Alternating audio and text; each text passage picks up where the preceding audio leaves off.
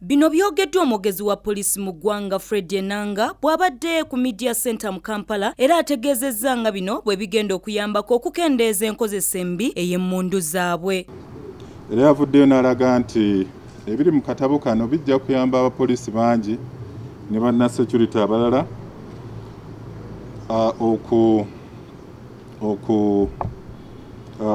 okuzza emisango mu nkozesa embi ey'emmundu n'amasasi awamu n'eryanyi eriba lisukkiridde. Ono atulambulidde ebintu eby'omugaso ebiri mu katabo kano osanga binaayambako poliisi obuteeyongera kusiiwuka mpisa era ng'enkomerero ya wiiki eno bujja kuba bumaze okutuuka ku bakuumi b'eddembe bonna. Mulimu ebitundu nga 15 eby'omugaso, amaanyi agasaana,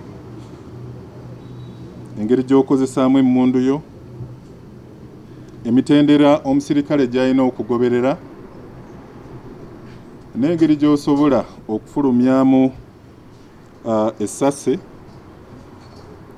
obukwakkulizo obuliwo. Ate oluvannyuma lw'omuddusi Joshua Cheptegei okuwangula emisinde era n'amenya ne likodi y'emisinde mu ggwanga lya Spain, mu kumusiima poliisi evuddeyo n'emusiimira ddala era ne bamwongera n'amayinja. Omuddusi wa poliisi Inspector Cheptegei Joshua abamukuza okuva ku ddaala ery'amayinja 2 erya Inspector agende ku eddaala ery'amayinja 3 erya Assistant Superintendent of Police.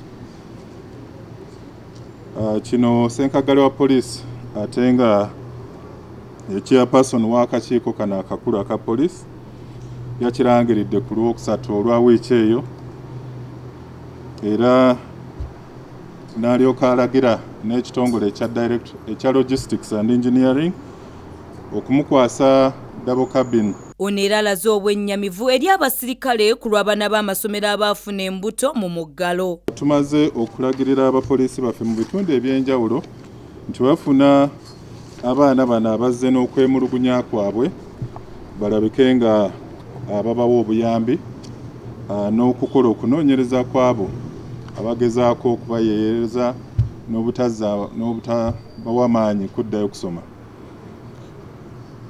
Ekyomuwala wabanga afunye olubuto mulimu abalowooza nti kaakati ekiddako kya bufumbo naki naye nga tomanya mbeera omwana oyo gye yafuniramu olubuto si yali mbeera ya kyeyagalire. Maria Dana Namiro, STV Select ey'enjawulo.